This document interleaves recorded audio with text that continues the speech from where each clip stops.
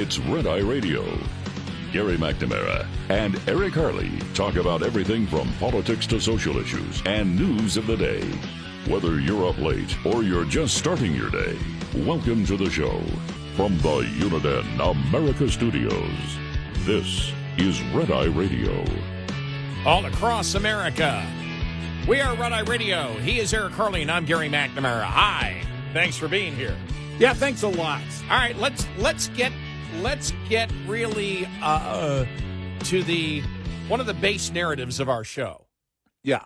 And one of the base narratives of our show, and we've talked about this many, many times before, is that we believe that there ought to be a polling test. Yeah. Before you go and vote, or before you take a poll. Yeah. To find out before you take a poll and before you vote, we're kidding about the voting here. Yeah.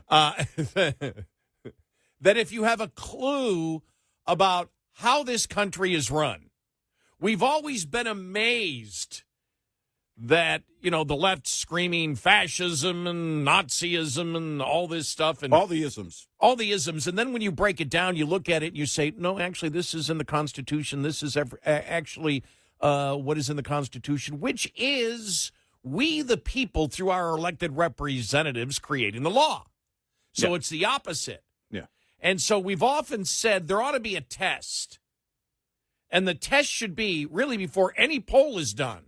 Because what does a poll mean if the people are completely clueless? It may give you an indication of where they stand and where they vote, but it also shows you their complete ignorance. And one of the things we've often said is before anybody is polled or should be able to vote, kidding there, they should be able to at least explain to you how our government is formed under the Constitution. Yeah. What our government is about. So we've often said there ought to be a test just asking people, what are the three branches of government? We want to qualify you as a respondent.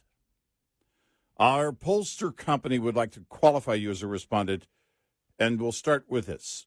Can you name the three branches of government? Right. Now, we may have to change that after today's show to, do you know how many branches of government there are? And we'll let the audio kind of play that out, because now I've got more questions as to the lengths of the ignorance of the American public. And it's seemingly endless. Yes. Yeah. Not all. And it doesn't include our audience. And it's important. Yeah. It's important that the general public and people in positions of power,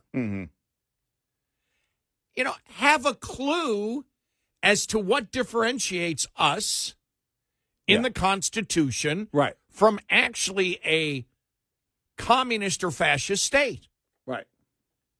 Or what differentiates us from many other different constitutions. Right. I can still remember, and I can't tell you exactly when it was, a few decades ago, when someone said, and it was, I just can't remember who said it, but I went, what? I went, oh, wait a minute, they're right. And this is when somebody said, the Bill of Rights is not the most important part of the Constitution. Mm-hmm. The Bill of Rights is not the most important part of the Constitution. It's a separation of powers. It's a separation of powers. It's the three branches of government. Scalia. Was it Scalia who said that? Okay, Yep. Scalia. Oh, well, it was Scalia. It was Yeah, Scalia. thank you for reminding me. Mm-hmm. And people were like, what are you talking about? Nothing's more. Well, you don't have. The separation of powers is that tugging and pulling where the founding fathers looked at other forms of government and said, the number one thing we have to do, if you want to keep the Bill of Rights, you don't keep the Bill of Rights if the separation of powers is gone. Yeah. If power can be controlled in one section of the government and they can have all the power, well, then all your rights can be stripped away. By the way, I want to stop for those some that maybe have accidentally landed on our show that may be learning something here with this segment. We were referring to the late Supreme Court Justice Antonin Scalia. Yes. And he served in the judicial branch. Yes, exactly. Well, this came out yesterday. Yeah. Yeah. I almost texted you and I said, because I saw it right before I went to sleep. Right before I went to sleep. And I said, my first thought was, well, I'm not even going to bring this up to Eric. I'm just going to play the audio. Yeah, right. But we started talking about it, and you already had seen it. Yeah. But I was hoping that you hadn't, just because I can hear everybody out there going, Gary, this better damn deliver. Whatever you're going to play. Oh, believe me, it does. Believe me. There's a payoff. We would not have this type of lead-in if it didn't pay off. No, there's a payoff here. So here we go. This is questioning back and forth. Yeah. Between North Carolina State Representative Alan Chesser, a Republican, and in this would be in North Carolina, Mecklenburg County Sheriff Gary McFadden, a Democrat. Yeah. All right? Here we go. All right. You see this and you're just like, we're doomed. All right, here we go. All right. You made reference earlier that you're a constitutional office. My colleague made reference that there are constitutional divisions amongst responsibilities between us and you. What branch of government do you operate under? Mecklenburg County. What branch of government do you operate under, Sheriff?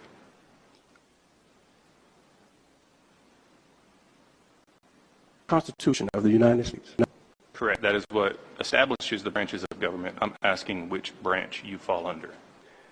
Mecklenburg County. I'm a duly sworn Mecklenburg County Sheriff. We answer to the people of Mecklenburg County.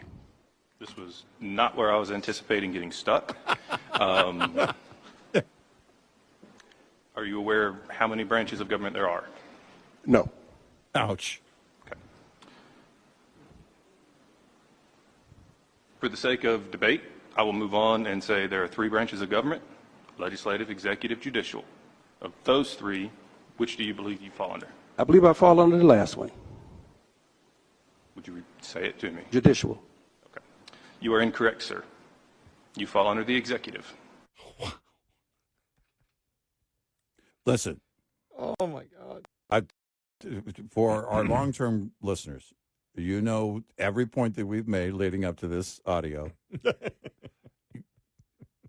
See what we're talking about? You know we've been on this. You know that we've been on this. And also you know that we've been saying for 20 years and beyond, we're doomed.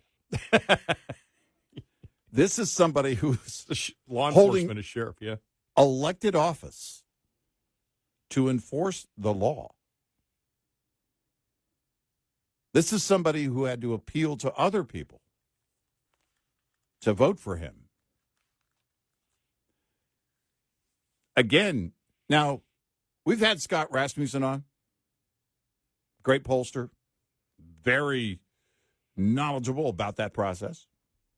Rasmussen reports. We talk about Mark Mitchell all the time. And we quote him, and I think we played his audio. He's recently met with the president to kind of share some data with the president on what people are thinking. And so we have great respect for Rasmussen reports, Scott, and I won't say the entire polling process because methodologies differ.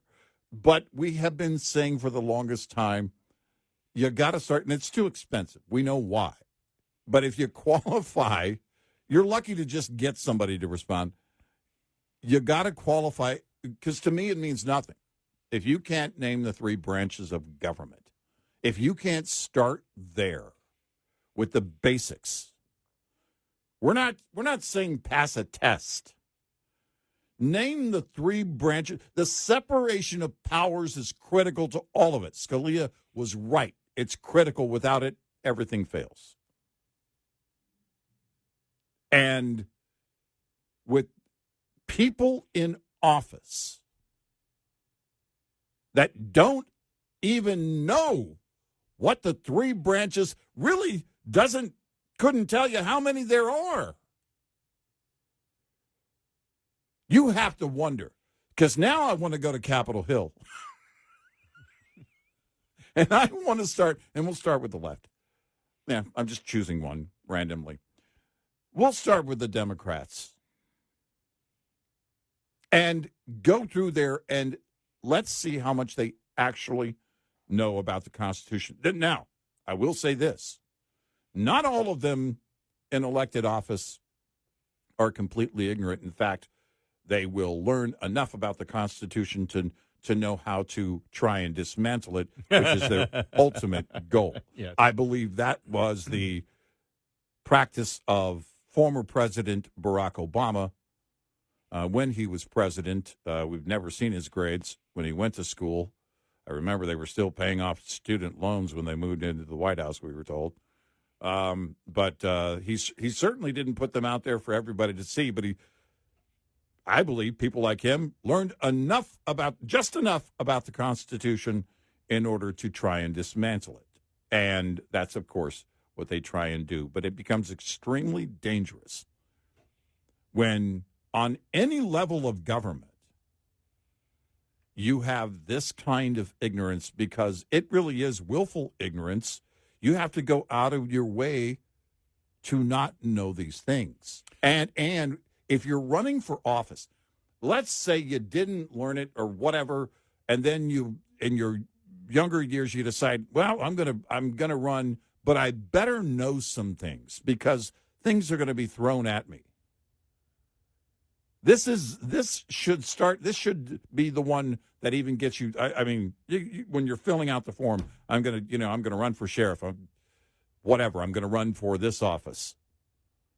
Well, take this test first, because we need to know that you're not completely off the charts ignorant. Well, the left and the whole America Sucks movement, which I find really incredible, because you have these people that say America sucks and don't even know why it sucks. Right. They can't even tell you, what is it? You believe the Constitution is flawed. What is it? Right. And, everybody that I have talked to one-to-one, and including liberals, when they've asked me, and these are people that I've known for ages, and so they know that I'll explain stuff to them, and it isn't immediately tribal. Mm-hmm. And they'll say, why can't we have the popular vote? Or, why does the Senate, exist? What's going on? And when I explain it to them, they go, oh, yeah, you're right. Yeah. Yeah. Where you say, well, no, every state has a Senate. They have, two representatives to the Senate, because there needs to be, that's why you have the bicameral legislature. You have the House, and then you have the Senate. Right. And the House is there to represent the apportionment of people in states, and the Senate is there to represent the state. Right. It gives a state, at least in part, of the three branches of government representation. And the Founding Fathers did that because they knew that if the Senate didn't exist, that if you look at it right now, it would be California, New York, Florida, and Texas basically controlling, throw Illinois in there, basically controlling everything. Right. Yeah. And you would have no and if you don't have, when you teach people, well, how do we become a country? We became a country because what? Taxation without representation. You had no representation. If states don't believe they don't have representation in the government, we talked about Canada yesterday, and the article that said, we should make Canada the 51st state, but split it up and take Alberta first. Exactly. Well, and then I told you about these people I know in the music business up in Canada that I've communicated with probably for 10 years on a bunch of different things, musically speaking, not politics. We're livid because of the secessionist movement in Alberta to get out, and as we brought to you yesterday, they feel they're not represented, that they're being controlled by all the other provinces, and they don't like it. Right. Right. We don't have control of our own destiny. We have no representation in our own destiny. Now, you can still have representation and not still get what you want all the time. Right. But the fact is, it's the representation that you have the opportunity to get it that keeps civil wars from happening. Right. Once you explain it to people, they're like, oh, yeah. Yeah. Yep. But the fact is, we've got a ton of people. You know, the whole no kings crap. Yeah. Well, you're completely and totally ignorant or willfully ignorant. Yes. Well, because you're showing up at a protest, and the people leading those protests are flying on private jets to get there. What the hell are you doing? What are you protesting? You don't even know what you're against and who you're for. Yeah. If you don't even know how the country is run, how can you say it sucks? When you have no clue the basis of the ultimate law of this country versus other countries, and you have no clue how the damn thing runs, how can you protest? Yeah, right. What is it? And you've been asking the question, I don't know, for years now. What do you think this country, what would your version of a constitution be? What is it you think it should be? And they can't answer that? They don't. No. Because they don't know. Because they don't have convictions. Because all they do is carry around their protest sign, which is a dry erase board, and will tell you what we're against. You know, the next thing that comes up, we'll be against that too. Well, that's called from the movie PCU from 1994. Yeah. Cause heads. Exactly. They have a different cause every week. Yep, they're going to be a hero. And then the guy in the background screams, "Free Nelson Mandela!" And Jeremy Piven turns around and some guy yells, and he goes, "He's free already." He's already free. We are Red Eye Radio. Brought to you by Hot Shot Secret. Hi, I'm Jen Loomis, a transport safety expert at J.J. Keller. Due to safety concerns, many motor carriers have policies that limit or prohibit the use of cruise control. You should only use it in good driving conditions, during daylight hours, and on roads that have light traffic, few curves or hills, and a consistent speed limit. Never use cruise control when operating in adverse driving conditions, including wet, icy, or slippery roads, during rush hour in heavy traffic or on congested highways, at night, or when you're tired or fatigued. You want to be controlling and adjusting your speed as you drive instead of having to suddenly brake if you encounter an obstacle. In the case of a slippery road surface, you want to be able to slow your vehicle by not accelerating instead of using the brakes whenever possible. This tip was brought to you by J.J. Keller and Associates. Visit us at jjkeller.com. Coming up, more with Gary McNamara and Eric Harley. It's Red Eye Radio.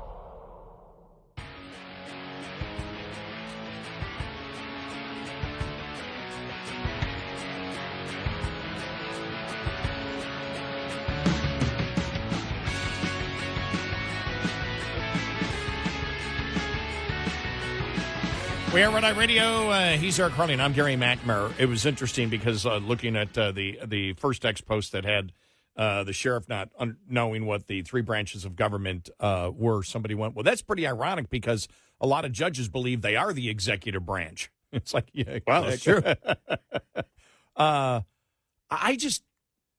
For me, I look back to growing up, and I was like 7 years old when the Cuban Missile Crisis hit in October of '62.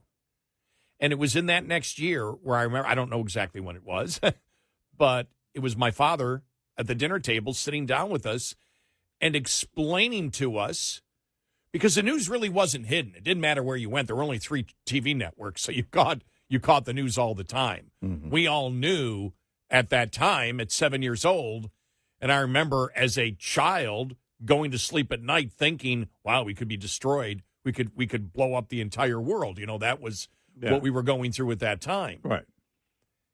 And so my father wanted us to know the difference between the Soviet Union and us. I learned the 3 branches of government when I was 7 years old. Yeah. And not even in school. Right. It was a very serious situation. And he wanted you to know what was going on, like any good parent would. And what we're about as a nation. Exactly.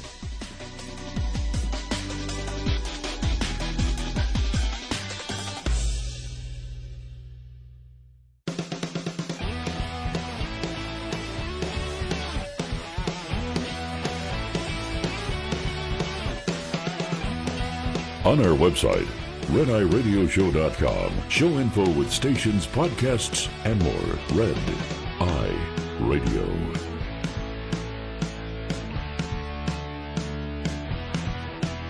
And he is Eric Harley, and I'm Gary McNamara. Download our Red Eye Radio app today, and you can listen at your convenience. That's right, like right now. To Red Eye Radio. Yeah. It's true. Mm-hmm. So, yeah, it's, I just find it, that the sheriff who didn't know what the three branches of government are and didn't know what branch he was a part of, and couldn't even tell you how many there were. I find it just so interesting because it's something that I knew at 7 years of age. And my father explained was basically the separation of powers as the difference between our constitutional republic and what was the Soviet Union at the time, a one-party system. Mm-hmm. And it was easy for me to understand. And then he broke down the legislature. He did this in a matter of 5 minutes. Yeah. And it had a huge impact on me because obviously, even as a 7-year-old, I would have rather had a democratic process where I had a say in the House. Because that probably was my next question. How come we don't practice that in the House? How come I don't have representation? What the hell's going on here? Dad, let me introduce you to my lawyer. But it made sense to me. It had a huge impact on me at a very, very young age because people go through, I think ignorance is what causes panic and rage. Yeah. One of the things that causes panic and rage. Yeah. And at that time, during the Cold War and after the Cuban Missile Crisis, anti-communist rhetoric was huge. And so I wanted to know. And my father explained to me, not in a partisan way, but in a constitutional way. Yeah. Right. And so for me, it's something that was ingrained to me when I was in elementary school, and to find whenever the poll comes out, it's usually like 50 to 70% of people cannot name the three branches of government. And you sit there and you say, well, we need to preface everything from now on. Do you know what the three branches of government are? Right. Because why argue about the United States of America when you don't even know how the hell it works? Well, and excuse my language, but I mean, it's something that is so mind-boggling to me. Well, because, this is, and I mentioned earlier, I believe people, including the former president, Barack Obama, learned just enough about the Constitution so that they can work to dismantle it and change it. And I think to myself, if you're on the left, if you really hate America, I mean, I don't get it at all. But if you really do, wouldn't you want to learn everything about it in order to try and dismantle it? Wouldn't that be the play, right? Wouldn't you want to know? Well, to make the argument about what the weaknesses are. Yeah. Yeah, if you're looking to say, no, there's weaknesses in this country, and what you find out the weaknesses are, the vast majority of the time, 99% of the time, has got nothing to do with the Constitution. It may be some laws that exist out there, or some legislation, but it's people. Yes. But it's not the Constitution. And this is the problem the left has. This is why they don't want people to be informed. Not only do they believe you're ignorant or stupid, and those are two different things, by the way. Ignorant isn't necessarily stupid. Some stupid people are ignorant, but not all ignorant people are stupid. It's whether you know the facts or not, and then whether you have the ability to learn the facts. My mama said, stupid is as stupid does. Ice cream, Lieutenant Dan. And the problem that the left has with people learning is that the more you learn about the foundation of this country and how it's set up, the more you learn, oh my gosh, this is what I have in terms of my rights, but this is what I have in terms of opportunity.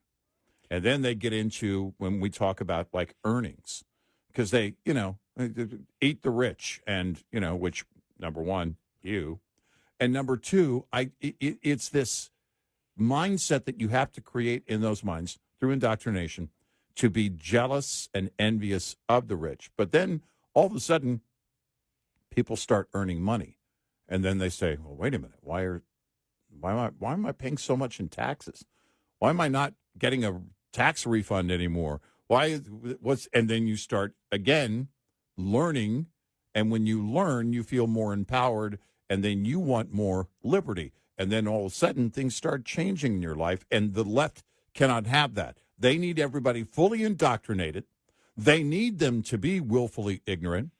Hey, look, something's happening on your phone. Don't pay attention to anything. And quite ironically, the phone, that little computer in your hand, can also find the truth for you if you want it. That's where willfully ignorant comes in, because you have the ability to find it. You have the technology to find it, and you still choose not to find it, not to learn it. Well, I mean, there's just some basic things that I learned, like, again, when I learned the three branches of government, as we got into the Vietnam War, and it became unpopular. And I always go back to my 10th grade. That would have been in 70, I think, 70, 71. The 10th grade substitute teacher who came in and said there's no difference between communism, and our form of government. Well, I had been prepared for 8 years. As a child, I could argue that. Because one of the things that happened was once I understood our Constitution and understood the difference between, as a child, the United States and the former Soviet Union, a communist society. Mm-hmm. Then I would look at dictatorships and, fascist governments and royalty, princes and kings and all of that. And I was able to look at it even as a child and say, nope, ours is better. What else is out there? I was always searching, is this the best form? Is there something else that can beat it? But I did it based on the knowledge of what actually is, not some type of delusion in my mind. And I didn't let people's mistakes or people's immorality color what the truth is about what the Constitution of the United States is. Because there's a government that I disagree with does not mean that I hate the Constitution. Right. Just because you have the left attempting to change the Constitution, ignore the Constitution, or destroy the three branches of government, as they're trying to do through the judicial branch, as we've talked about for the long time, because with the separation of powers and being a part of it also comes the responsibility to uphold your constitutional oath. And they say to hell with that. And you realize, oh, okay, people have to actually, in the three branches of government, understand what their role is and not attempt to expand their role, as we have seen from activist judges. Mm-hmm. But you're much more able to look at the world and understand in a real world narrative where you stand as a country. Yep. But you've got people, I mean, that's the thing. We always go back to the no kings thing because it's all imagery, not backed by any substance at all. No, well, zero. It's for the most part, the same people that are at these no kings rallies are the same people that'll be at home holding their own royal wedding watching party when somebody gets married across the pond. Which, as somebody who was taught very early on, I've always laughed at America's and the media's obsession to wish to have any type of royalty right. at all. Right. No. Right. Let the mutts lead. Right. Now, look, Fox News, we know you're owned by a Brit. We know how that works. But calm down. And so I again seeing that it was I knew when I saw it I went, okay, that's how I knew, and I said this is how we start the show, because it's basically one of the things, if you've been a listener to this show, we've talked about this Yes. endlessly about the ignorance of so much of the American public, the vast majority on the left. Yes. Yeah. And it just gets to be it's frustrating because it's something that should be ingrained into everybody's mind. Because how do you can't have a debate about the country. How do I have a debate with you if you don't even know how the country runs? Right. Right. You know, I heard, I know this is off the topic a little bit yesterday, but I heard, can't we even in this country agree on what the right Super Bowl act is? And you know what my first thought was? No, not when the other side can't identify what a woman is. Right. When you can't identify what a woman is, we got a problem. Yeah. How do you argue? How do you debate with the other side? You know, you had, what's his name? Tallarico the other day, who's running against, she's in the lead now. Yeah. I knew it was going to hurt him when he came out and said, oh, no, the Bible approves abortion. Uh-huh. And then you had the Democrat Kentucky governor, Beshear, who's supposed to be some kind of moderate, was trying to use Christianity to defend his perverted, evil view of the radical transgender movement and surgeries Yeah. on children. Right. And try to frame it in a way that is based on Christianity. Right. These people are evil perverts who don't even want to know the truth. And he's viewed as a moderate. And after that statement, that he said, if he truly believes that, he's an evil pervert and incredibly evil, trying to justify that Christianity somehow gives you the authority to mutilate children. Yeah. I mean, how do you deal with, where do you start? So, yeah, I can understand why there's a sensitivity on the right towards, okay, what's your real motivation here? Because you've kept lying to us over and over again. Oh, we'd never be for that. We'd never be for that. And then all of a sudden, you've got the entirety of the Democratic Party who believes men should compete against women in sports, cannot tell you the definition of a woman, and believes you should do mutilation on children. Yeah.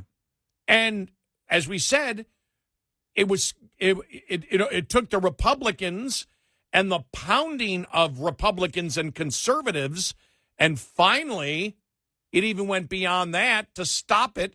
It's going to be the civil courts. Yeah. The lawsuits. And that has begun. For negligence, and that has begun. And so if anybody on the left wonders the communication problem we have, there it is. That's it. There is no middle ground on those issues. And the other place there's no middle ground is their identity politics. Right. And I still am furious at the Republicans for not talking like we do and pounding on these evil perverts on the radical transgender movement, but also identity politics. Yep. They should call out Democrats every day because Democrats called themselves out. Yeah. James Carville did it. Tim, what's his name? I can't think of his name now.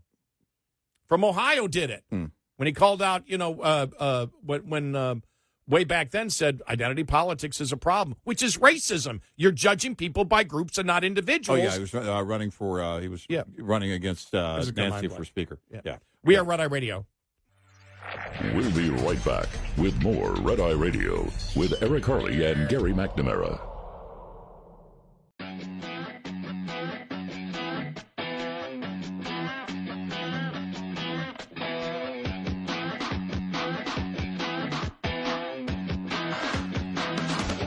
We are Red Eye Radio. He's Eric Harley, and I'm Gary McNamara. Yeah, so it's important to bring that up because really that the whole three branches of government is something that you've been a long time or even a short time listener to the show. Yeah. You know that we've talked about is a standard of knowledge that people should have before they start criticizing the government. Yeah, you should understand what your government is about. Exactly. This isn't hard. Well, even if you're a radical, I don't know. I don't think like a radical, but I would think that if you're a radical trying to change it and dismantle the Constitution, you should know it first. Let me say Constitution, not government. Yeah, and it's remarkable. But this is what happens through indoctrination for generations and generations and generations. You make sure they get out into the world with very little knowledge.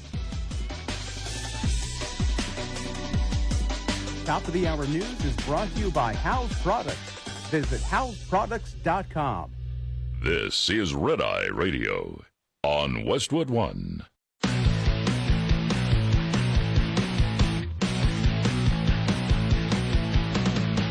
Now, it's Red Eye Radio. Gary McNamara and Eric Harley talk about everything from politics to social issues and news of the day. Whether you're up late or you're just starting your day, welcome to the show. From the Uniden America Studios, this is Red Eye Radio. All across America, we are Red Eye Radio. He is Eric Harley, and I'm Gary McNamara. Hi. Hello.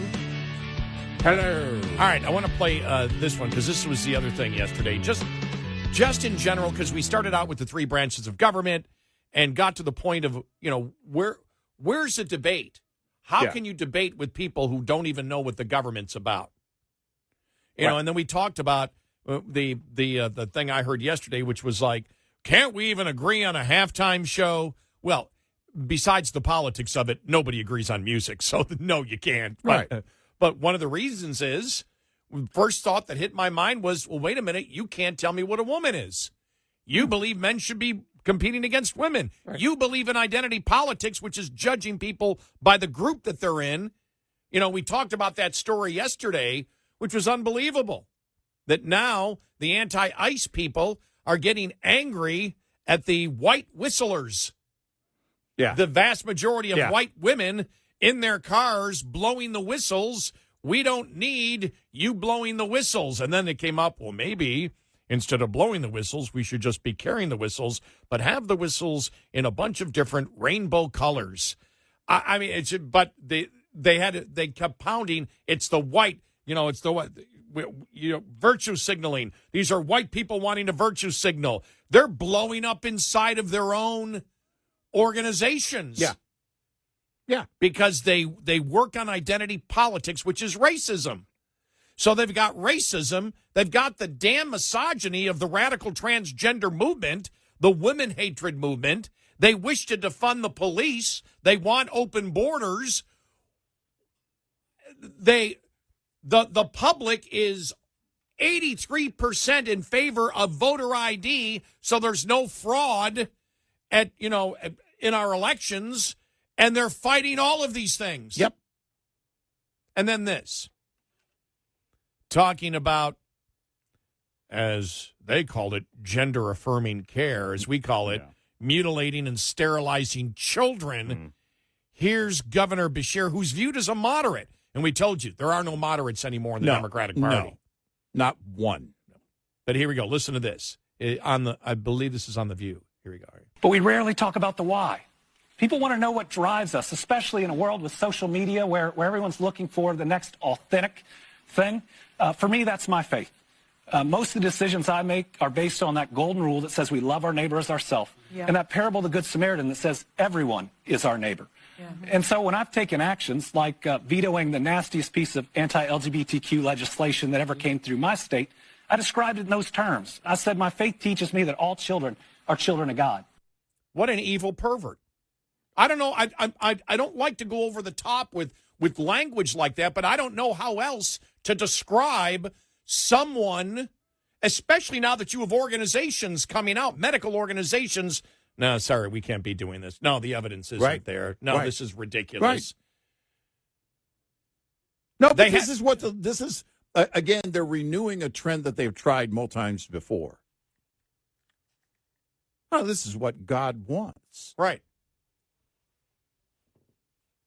Because that has to be the next logical step, right? Yeah. When everybody can look at it for the perversion that it is, well, we're going to have to start appealing to them on a basic level.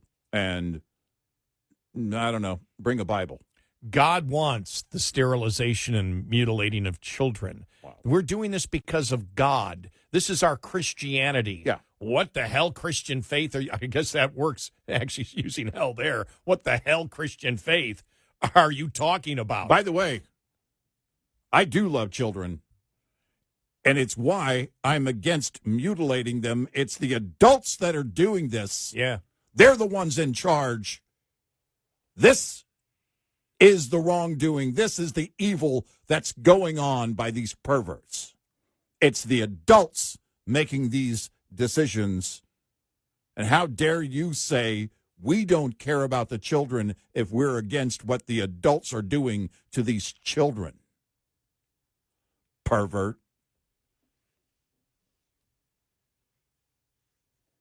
Yeah, it's amazing. You know, if we get where's the negotiate? Well, we need to sit down and rationally work this out. How? There's no middle ground here. We need a new part. There needs to be a new party out there that can compromise on all these issues. Somebody tell me where the compromising is. Right.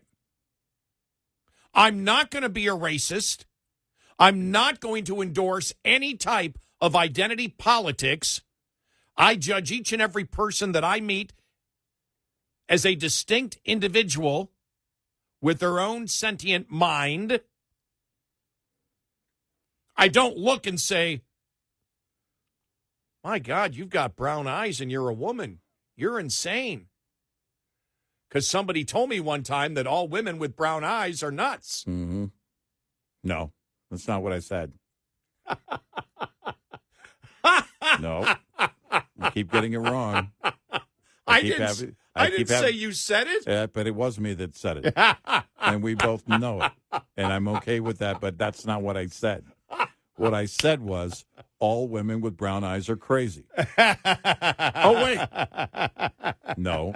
What I said was... But I mean, this the is... crazy people seem to all have brown eyes. Okay. Not everybody with brown eyes is... By the way, my oldest daughter has brown eyes. Every time I bring that up, Dad, what? I'm watching you. I'm watching See, you. I have to sit here with this kind of bigotry. Eric, stop judging people by their eye color. Ladies, it's too bad. I'm already taken. She's blue-eyed and beautiful and anything but crazy. She's crazy over me. But where's the compromising? There is Where no is the- middle where ground is- on this. where- There is none. There is no middle ground on this. And this, I will say this: the one thing about the Super Bowl, look, I understand people, you know, because we understand where the NFL is going. All of us, we've seen it, and we saw it from 2016, 2017, 2020. Right. We've seen the fact that Roger Goodell's a liberal and wishes to push it in that direction. Mm-hmm. Does he want to expand and make the NFL international? Yes. But is he, to me, a wacky liberal? Yes, he is. Yeah. By the things that they did, you know, way back then with Kaepernick and then in 2020 and everything else.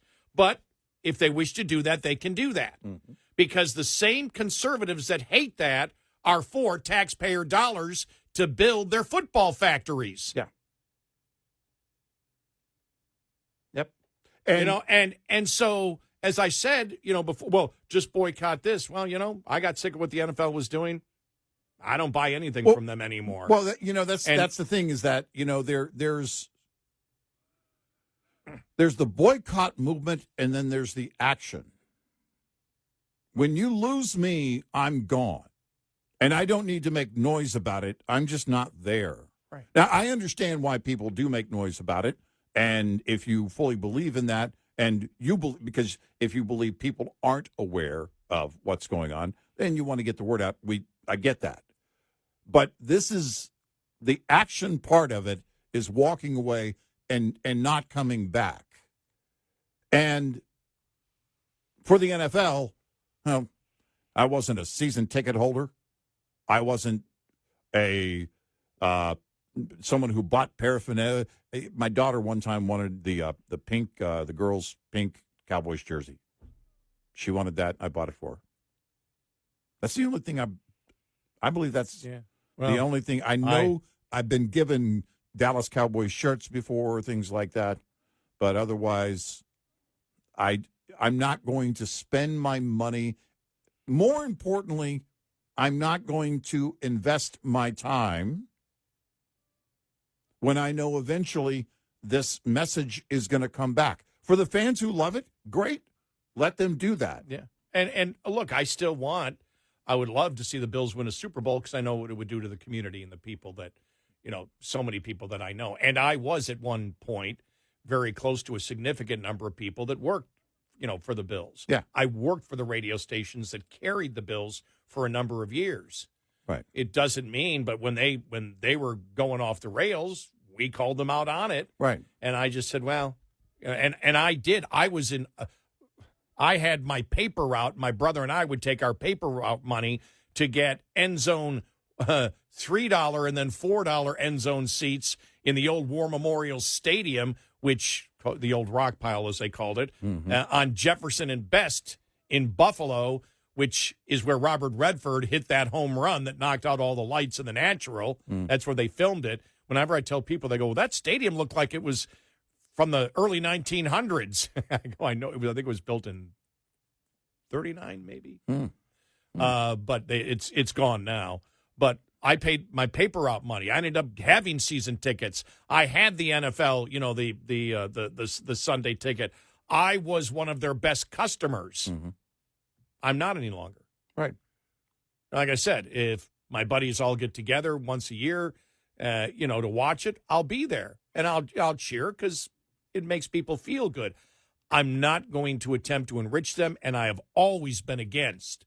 Even when if I would have stayed, because they were doing improvements on the old stadium when I left Buffalo, I probably would have been kicked out of town because I was starting right before I left and went to our great affiliate KXL in Portland. I was pounding, no taxpayer dollars. Right. And it's amazing the number of conservatives. No, it's worth it. It's people that call themselves conservatives, but I just wish there was 1/1000th of the passion for the fiscal situation that we're in this country and to have fiscal sanity. Yeah. That there was, I'm not saying you're wrong for the opinion, depending on what your opinion was on that.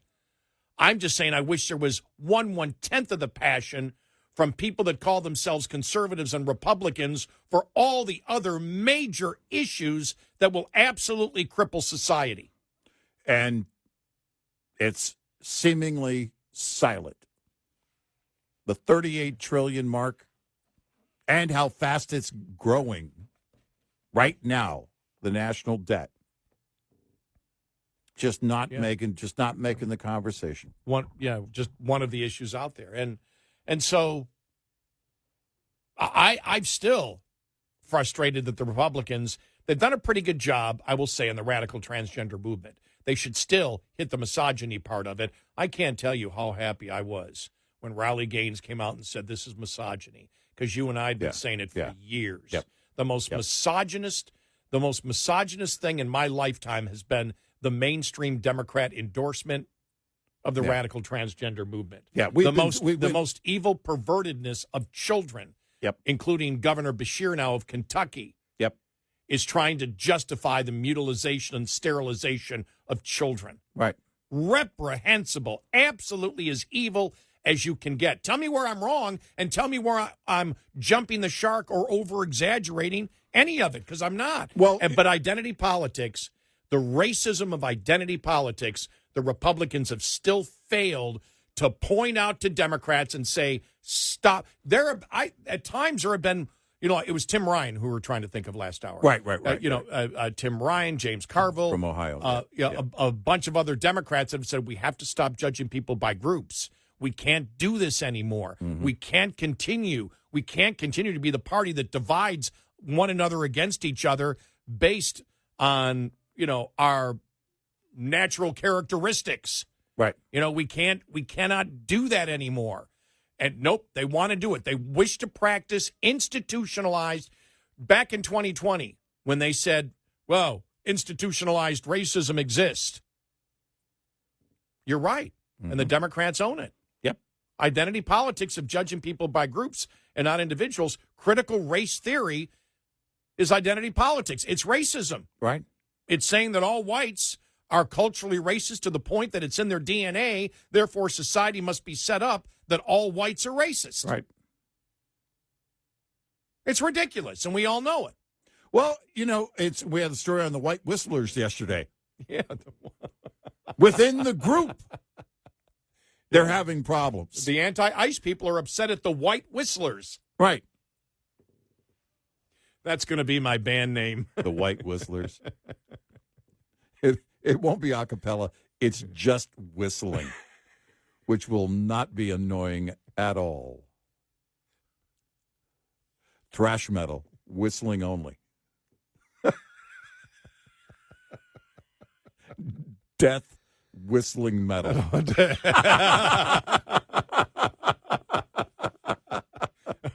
Well, if I hear the whistle band, I may want to kill someone. I was going to say, you may be wishing for death if you're listening to that. But this is where they are. It was always going to go full circle because you may be the hero today. Tomorrow, you're the oppressor. Yeah. Sorry, white whistlers, you're out. Just the way it works. White Whistler's mother is off her rocker. Yeah. Exactly. We are Red Eye Radio. This morning's USDA Farm Report is brought to you by House Products. Tested, trusted, guaranteed since 1920. The early February freeze to Florida agricultural areas. How soon before indications appear of damage to impacted crops? Anthony Prilliman of USDA's National Agricultural Statistics Service says for citrus, we will collect data near the end of March, first part of April, that we will use in our next citrus forecast that goes out on April 9th. So we'll have people actually in the field. They'll be counting the number of trees, the number of fruit that's on the tree, the size of the fruit, and then any type of potential loss in terms of droppage. As for other possibly freeze-impacted crops in the Sunshine State, such as strawberries, sugarcane, and winter vegetables. For those crops, we won't actually be doing any objective yield measurements actually going out into the field. So that's going to be based on both survey data that we collect from growers, buyers, and that's what that information is going to show any type of potential loss. I'm Rod Bain reporting for the U.S. Department of Agriculture in Washington, D.C. This report brought to you by Cenex Fuels and Lubes. Lines open for your calls. 866-90-RED-EYE on Red Eye Radio.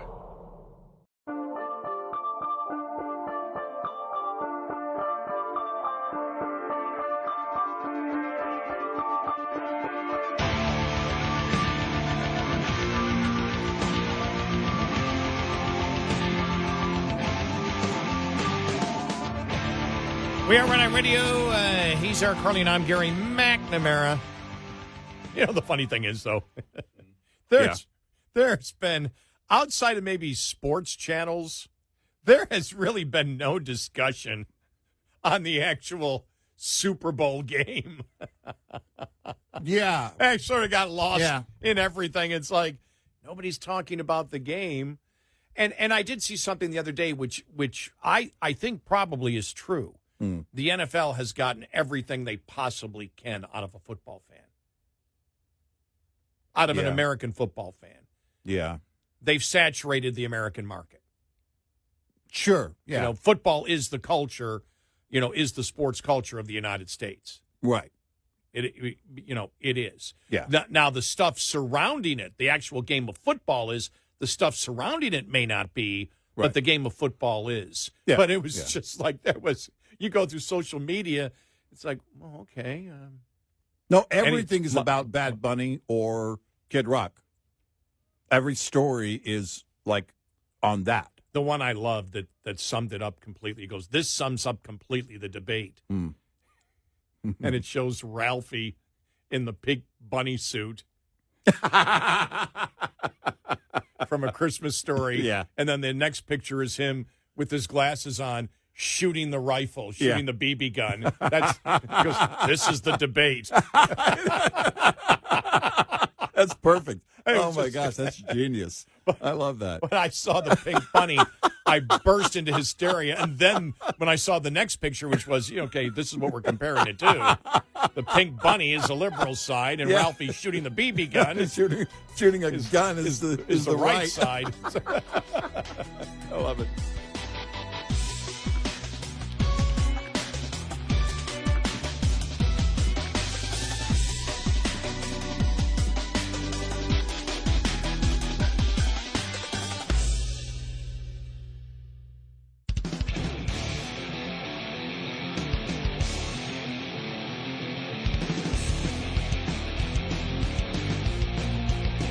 You're listening to Red Eye Radio from the Uniden America Studios.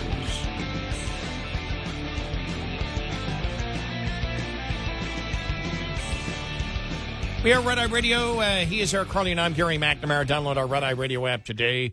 Listen when you choose. And thank you. To our show. Yes. Yeah. All right. The whole Nancy Guthrie abduction, kidnapping, Yeah. or maybe not. That one FBI top official is casting doubt on the whole kidnapping theory now. Everything that happened yesterday, none of this has made sense. The 2 deadlines, for example. Right. That never made sense. The fact that if there's kidnappers out there, it has taken you want to get the thing done quickly. You don't want to the more time that goes by, the more likely you're going to be caught. Right. So why has there been no proof of life? Right. And contacts with the authorities yesterday were saying we haven't had any new contact at all. And, of course, that would be the case because you're going to contact if the family's responsible for paying, if this were a ransom situation, which I think the doubt is growing that it is a ransom situation, you're going to contact the family directly. But then it gets into the timeline, first of all, the 2 deadlines, the timeline is still the same, except some changes to where she was supposed to be on that Sunday. Actually was at a friend's house to watch a televised church service, and it's the church that her daughter Savannah in New York City goes to. They watch it together she watches it together with a friend typically, and the friend alerted the family that she didn't show up on that Sunday. She wasn't going to church in a church. She was going over to a friend's house, as they always did, to watch that service that her daughter attends in New York. But again, then the question would become, all right, if it's not a ransom situation, did the person responsible for taking her set it up at first to be a ransom situation in order to buy some time? Because if it's a disappearance, then you're going to put a ton of resources into it, which they have. But another thing that came out in the story, and again, it's kind of hard to know. These things are so fluid, and only time will tell the true story. When I watched the Elizabeth Smart documentary recently, and she's in it talking about it, and then I go back and remember how, and they show the clips from the press events that they had during that time, and it was a totally different mindset at that time, and everybody was thinking, well, no, maybe the dad was involved, and maybe the uncle was involved, or and there were a ton of questions. Things did not add up, and it turned out to be very bizarre situation that Elizabeth Smart was able to live through, thank God, and today is out there talking about it. But the issue would be, again, there was a story that where local authorities and the feds, there seemed to be lack of cooperation. Who knows how much of that, if any of it, is true? That there wasn't a constant communication.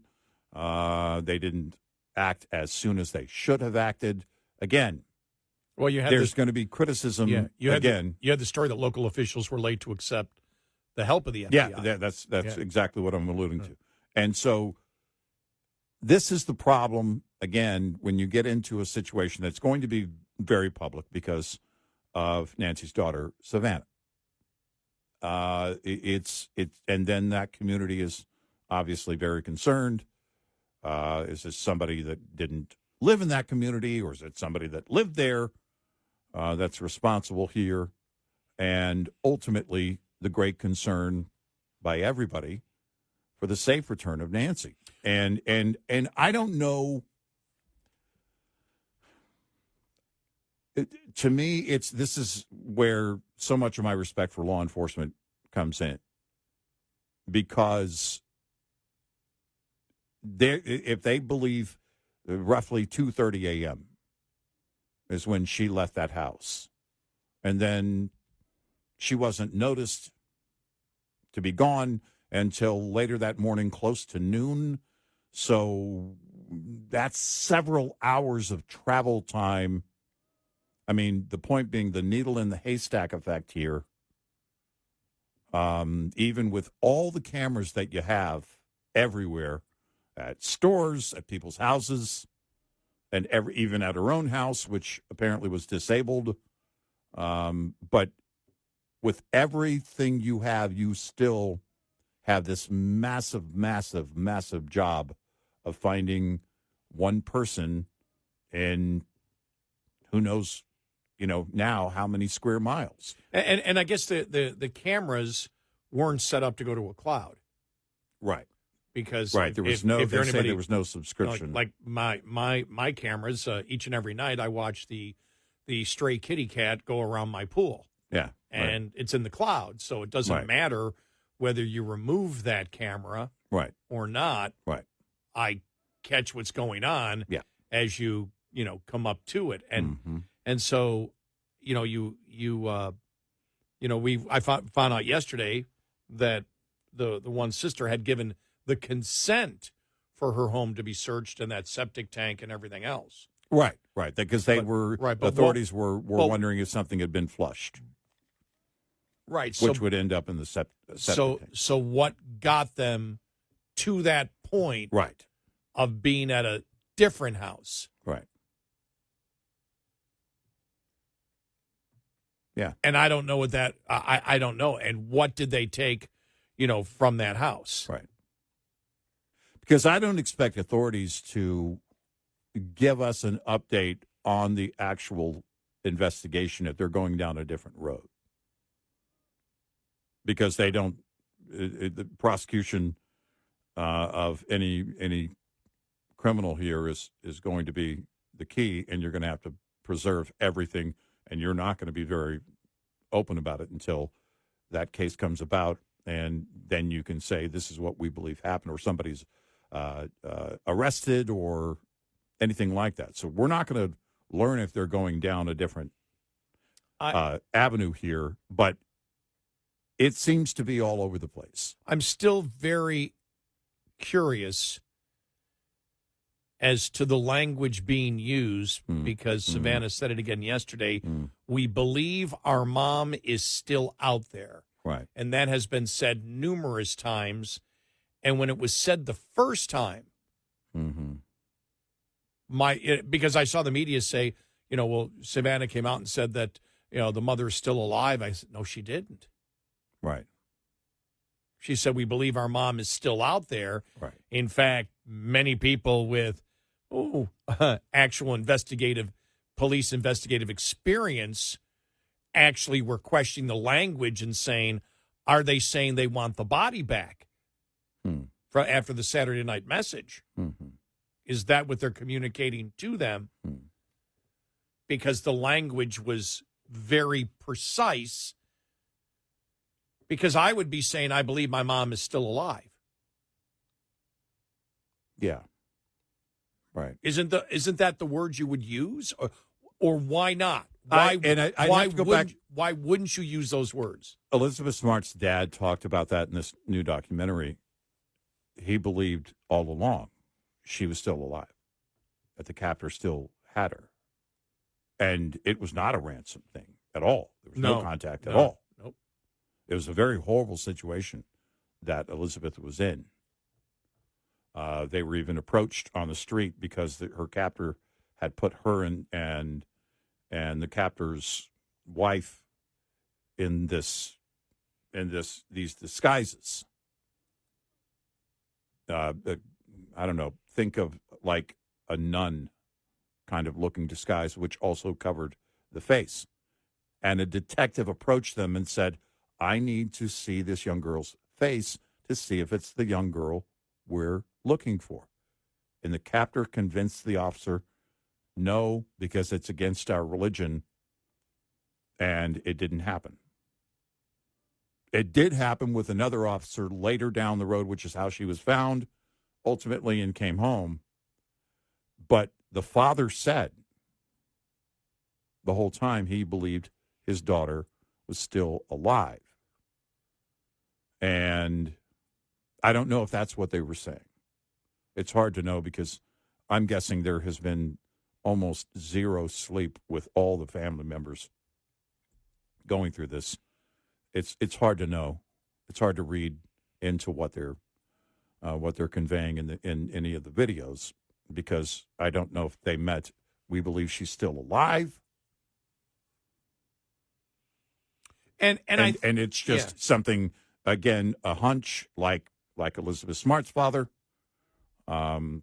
with nothing else to back it up. Authorities again are saying they've had no new contact, no new ransom note, nothing for them. They haven't seen anything new from any of the captors, because that was another thing, is that with some of the messages from the family over the last few days, it sounded like there had been new contact, or there was a question based on those messages. Has there been new contact by the captors? And if so, what is that? And also, do you put it on social media, or do you contact them? Do you set up a contact, directly? We're going to set up a phone call. We're going to set up some kind of message that we can send directly to you.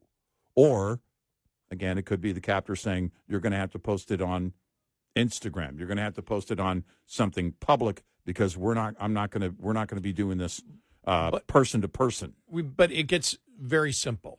There are a number of ways that you can prove, and you can do it publicly. Or message. Well, no, you probably wouldn't want to do it that way. But the family is asking for proof of life. Yeah. They have not received any proof of life. Right. In, 10 days now? Yeah. Right. They're not going to give you the money. You haven't given proof of life in 9 days. Right. Which is why, after she spoke yesterday, a lot of these investigative experts said this might be over. Because if you haven't provided proof of life in 9 days and there's been no money transferred, they're not going to give you the money unless they get that proof of life. Right. Which does clear up the other day the Saturday message that said, we know you're still out there. We want to celebrate with you. And it was like, they were like, what is this message? It's confusing, but it's not supposed to make sense to us. Right. Yeah. I mean, the distress of the family here is something unimaginable for anybody who's never been through it. Which is 99.9% of people. Yeah. I mean, Elizabeth Smart's father reached out to them and sent them a message. I don't know if that was direct or through the media. Here's a question I have. Why was Savannah alone in the last video? I don't know. Could be a number of things. Yeah, Again, yeah, with lost sleep, it could be that they're just sleeping whenever they fall asleep. But that is a question Yeah. that investigators are also asking, because isn't it one of the members of the family? Yeah. And you just don't know. I would think if the family believed that it was another member of the family, I think things would go quiet from those family members. I would think, because at that point, then you realize the investigation is likely going to go that way, and you don't want to do any talking. We are Red Eye Radio. Coming up, more with Gary McNamara and Eric Harley. It's Red Eye Radio.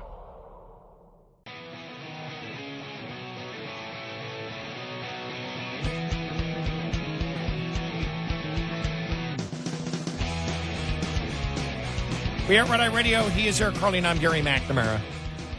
I've got to tell you, in my entire life, I mean, just again, when you talk about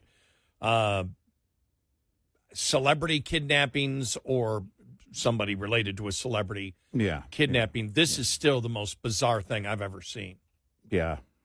I just haven't seen anything like this at all, where, you're into it and people don't know anything. Yeah. And that's the one thing. Kidnappings, the people the criminals that commit it want it to be simple and quick and get it over with. Right. And the fact of 9 days without proof of life, and this is where it's like, where do you go from here? You haven't got proof of life. Odds are you're not going to get it if you haven't got it 9 days. Both deadlines have come and gone. And there's no money being transferred. Right.